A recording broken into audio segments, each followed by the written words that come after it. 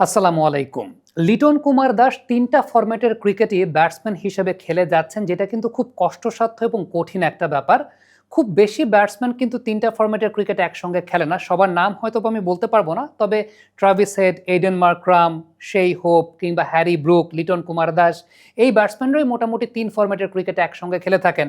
অনেক বাঘা, বাঘা ব্যাটসম্যানকে আমরা দেখেছি যে ৩ ফরম্যাটের ক্রিকেটের টেকনিকের অ্যাডজাস্টমেন্ট যেহেতু ৩ রকমের, এইটার সঙ্গে ম্যাচ করাতে না পেরে হয়তোবা কেউ একটা ফরম্যাট ছেড়ে দিচ্ছেন, কেউ হয়তোবা ২টা ফরম্যাট ছেড়ে দিচ্ছেন এবং বর্তমান সময়ে ক্রিকেটারদের জন্য ৩ ফরম্যাটের ক্রিকেট একসঙ্গে চালিয়ে যাওয়াটাও কিন্তু একটা অনেক বড় চ্যালেঞ্জিং বিষয়। সোহেল ইসলাম স্যারের সঙ্গে এই ব্যাপারটা নিয়ে আমরা যমুনা টেলিভিশনে একটা টক শো করেছিলাম এবং সেখানে স্যারকে জিজ্ঞেস করেছিলাম যে এই ব্যাপারটা আসলে কতটুকু কঠিন, ৩টা ফরম্যাটের ব্যাটিং টেকনিক একসঙ্গে হ্যাবিচুয়েটেড হয়ে সেটাকে আবার ব্যাক টু ব্যাক সিরিজে অ্যাপ্লাই করা, এটা আসলে কতটুকু কষ্টসাধ্য ব্যাপার। স্যার কিন্তু স্বীকারও করেছেন আমার কাছে যে বর্তমান সময় কিন্তু ওয়ার্ল্ড ক্রিকেটে এই কারণে খুব বেশি ব্যাটসম্যান ৩ ফরম্যাটের ক্রিকেট একসঙ্গে খেলে না।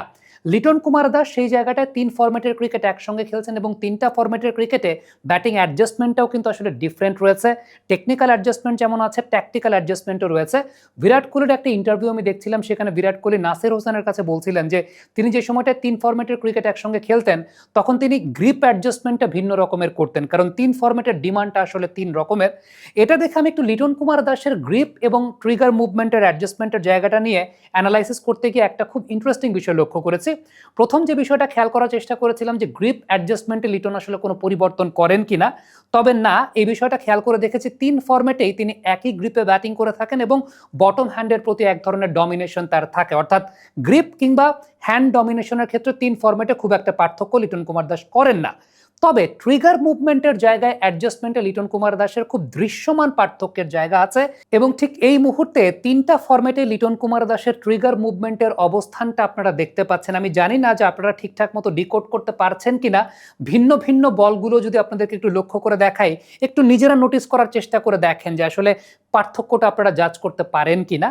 যারা অলরেডি পেরেছেন তারা হয়তো বা জানেন, কিন্তু যারা পারেন নাই তাদের জন্য একটু ডিকোড করে দেই, একটু সহজ করে ডিকোড করে দিই। আমরা ২ ফরম্যাট নিয়ে পার্টিকুলারলি চিন্তা করি, একটা হচ্ছে টেস্ট ক্রিকেট আর একটা হচ্ছে টি-20 ক্রিকেট। একটা বিষয় খেয়াল করে দেখবেন, সেটা হচ্ছে টেস্ট ম্যাচ ক্রিকেট যখন লিটন কুমার দাস খেলছেন প্রত্যেকটা ক্ষেত্রেই তিনি তার ট্রিগার মুভমেন্টটা খুব প্রমিনেন্ট এবং খুব বড় ট্রিগার মুভমেন্ট নিচ্ছেন এবং লেট ট্রিগার মুভমেন্ট নিচ্ছেন। ইভেন বোলার যখন ডেলিভারি ফেজে চলে এসেছেন, ডেলিভারি করছেন, সেই সময়টাও লিটন কুমার দাস ট্রিগার মুভমেন্ট নিচ্ছেন। অন্যদিকে টি-20 ক্রিকেটের সময় সব ক্ষেত্রেই লিটন কুমার দাসের সত্যি কথা বলতে ট্রিগার মুভমেন্টটা আগেই কমপ্লিট হয়ে যায়।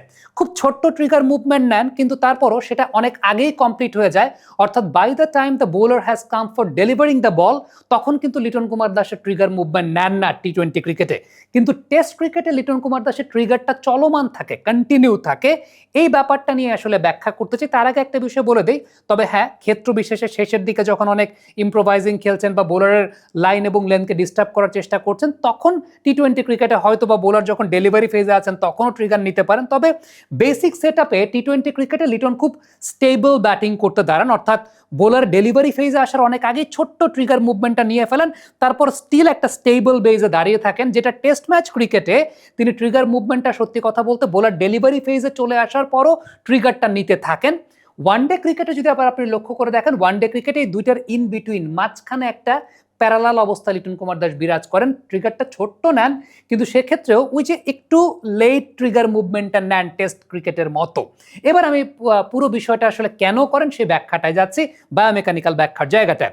টেস্ট ক্রিকেটে এই লেট ট্রিগার মুভমেন্টের সবচেয়ে বড় কারণটা হচ্ছে লেট রিয়াকশনের জায়গাটা এবং late under the eyes shot খেলার জায়গাটা, বলের উপর চড়াও হয়ে ব্যাটিং করার জায়গাটা। কারণ টেস্ট ক্রিকেটে আপনাকে আসলে সুইং এবং সিম মুভমেন্টের সঙ্গে লড়াই করতে হয়। আমরা জানি যে লাল বলটা দীর্ঘ সময় সুইং করে, লাল বলটা বেশি সুইং করে, এখানে আপনার ডিফেন্সিভ টেকনিকটা খুব ভালো থাকাটা গুরুত্বপূর্ণ। এবং আপনি যখন এই লেট ট্রিগার মুভমেন্টটা নিচ্ছেন তখন একটা বিষয় খুব উল্লেখযোগ্য, সেটা হচ্ছে আপনি বলের উপর চড়াও হয়ে আপনি খেলতে পারছেন এবং লেট অ্যাডজাস্টমেন্ট করে লেট রিয়াকশনে আপনি শট খেলতে পারছেন, আন্ডার ইওর আইজ আপনি শট খেলতে পারছেন। সেটা হচ্ছে লেট ট্রিগার মুভমেন্টের সবচেয়ে বড় বৈশিষ্ট্যের জায়গাটা, যেটা লিটন কুমার দাস টেস্ট ম্যাচ ক্রিকেটের ক্ষেত্রে অ্যাপ্লাই করে থাকেন। এবং দেখবেন টেস্ট ক্রিকেটে তার জেনারেল ট্রিগার মুভমেন্টটাও একটু প্রমিনেন্ট বা একটু বড় জেনারেল ট্রিগার মুভমেন্টে তিনি ব্যাটিং করে থাকেন। ওই যে বিষয়টা বললাম, কারণ টেস্ট ক্রিকেটে হয় কি, বোলার রিপিটেড একটা পার্টিকুলার লাইন, একটা পার্টিকুলার পার্টিকুলার লেন্থে বোলিং করতে থাকে, সেখানে তার সিম মুভমেন্ট, সুইং মুভমেন্ট রয়েছে, কখনো ভেতরে ঢুকে কখনো বাইরে বের হয়, এবং এই জায়গাটা লেট অ্যাডজাস্টমেন্ট বা লেট রিয়াকশনটা খুব গুরুত্বপূর্ণ হয়ে দাঁড়ায়। অন্যদিকে টি-20 ক্রিকেটের কথা যদি আমরা চিন্তা করি, টি-20 ক্রিকেট কিন্তু অনেকাংশেই প্রিমেডিটেটেড খেলা। Which is the world-class cable brand? Walton Cables, নিরাপদ আগামী সংযোগ। কারণ অনেকাংশে টি-20 ক্রিকেটে আপনি জানেন আপনি কোন শট খেলতে যাচ্ছেন, আপনাকে আগে থেকে অনেক সময় ডিসাইড করে রাখতে হয়। আপনি ইম্প্রোভাইজিং শট খেলেন, বোলার অনেক বেশি মাত্রা স্লোয়ার করে, ইয়র্কার করে, অনেক ভ্যারিয়েশন করার ট্রাই করে, ওয়াইড লাইনে বল করার চেষ্টা করে।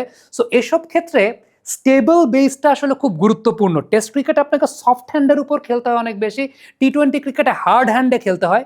এই হার্ড হ্যান্ডে খেলার জন্য আপনার একটা জায়গায় স্টেবল বেসটা খুব গুরুত্বপূর্ণ। আপনি দেখবেন পৃথিবীর প্রত্যেকটা ব্যাটসম্যানই যখন পাওয়ার হিটিং নিয়ে বিভিন্ন সাক্ষাৎকার দেন, তখন একটা কথা বলেন, what is the most important thing is the stable base.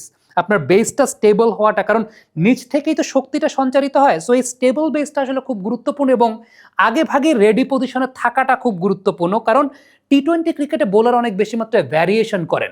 So ultimately একজন ব্যাটসম্যান যখন একটা স্টেবল জায়গায় দাঁড়িয়ে থাকেন টি-20 ক্রিকেটে, তখন অনেক লাস্ট পর্যন্ত তিনি বলের জায়গাটা জাজ করতে পারেন, কিংবা দীর্ঘক্ষণ তিনি বলটাকে দেখতে পারেন একই জায়গা থেকে, এবং ওই যে স্লোয়ার আসে কিংবা বিভিন্ন ভ্যারিয়েশন আসে, এই জায়গাটা হার্ড হ্যান্ডে শট খেলাটা অনেক বেশি মাত্রায় ইজি হয়ে যায়। এবং যেহেতু বলছিলাম যে প্রিমেডিটেটেড খেলা, ইম্প্রোভাইজিং করতে হয় অনেক সময়। সো ইম্প্রোভাইজিং করার জন্য আপনার কিন্তু স্টেবল বেসটা খুব ইম্পর্টেন্ট। আপনি একটু চিন্তা করে দেখেন, বল আসছে, আপনি এরকম অবস্থায় গিয়ে ইম্প্রোভাইজিং করার চাইতে আপনি স্টেবল দাঁড়িয়ে আছেন, এবার বলটাকে দেখে এবার আপনি ইম্প্রোভাইজিং করলেন, কাজটা কিন্তু আপনার জন্য অনেক বেশি মাত্রায় সহজ। যেটা টেস্ট ক্রিকেটে লিটন যে স্টেবল বেস থাকে না, এক্ষেত্রে বোলার যখন দৌড়ে আসছেন তখনই জাস্ট এই জায়গাটায় যাচ্ছেন, তারপর তিনি শটটাকে খেলছেন। এটা অনেক বেশি মাত্রায় ফরওয়ার্ড কমিটেড শট, বা এই জোনের শটের ক্ষেত্রে অনেক বেশি মাত্রায় দেখা যায় ব্যাটসম্যানকে হেল্প করে। অন্যদিকে টি-20 ক্রিকেটে যখন আপনি এরকম একটা স্টেবল বেসে দাঁড়িয়ে আছেন, হ্যাঁ ট্রিগারটা কমপ্লিট করে স্টেবল বেসে দাঁড়িয়ে আছেন, তারপরে বল আসছে, তখন কিন্তু আপনি মুভ করতে পারছেন খুব ইজিলি। ওয়ানডে ফরম্যাটটার ক্ষেত্রে আবার আরেকটা ভিন্ন জিনিস হচ্ছে, আপনাকে এটার একটা কম্বিনেশন, মিক্সচার রাখতে হয়। অর্থাৎ সেক্ষেত্রে আপনাকে কখনো ইম্প্রোভাইজিং খেলতে হতে পারে, আপনাকে রেডি থাকতে হবে দুই বিষয়ের জন্যই, যে আপনি কখনো আন্ডার ইওর আইজ আপনাকে হয়তো বা সফট হ্যান্ডেও খেলতে হবে, কখনো হার্ড হ্যান্ডেও খেলতে হবে। স্ট্রাইক রোটেশনটা খুব ইম্পর্টেন্ট। সো ওয়ানডে ক্রিকেটে দেখবেন যে তিনি ট্রিগারটা ছোট্ট ট্রিগার নিচ্ছেন টি-20-র মতো, তবে ট্রিগারটা নিচ্ছেন লেইটে, যেটা তিনি টেস্ট ম্যাচ ক্রিকেটে নিয়ে থাকেন। So this is the thing, Liton Kumar দাসের এই তিনটা ফরম্যাটের একটা অ্যাডজাস্টমেন্টের জায়গা রয়েছে।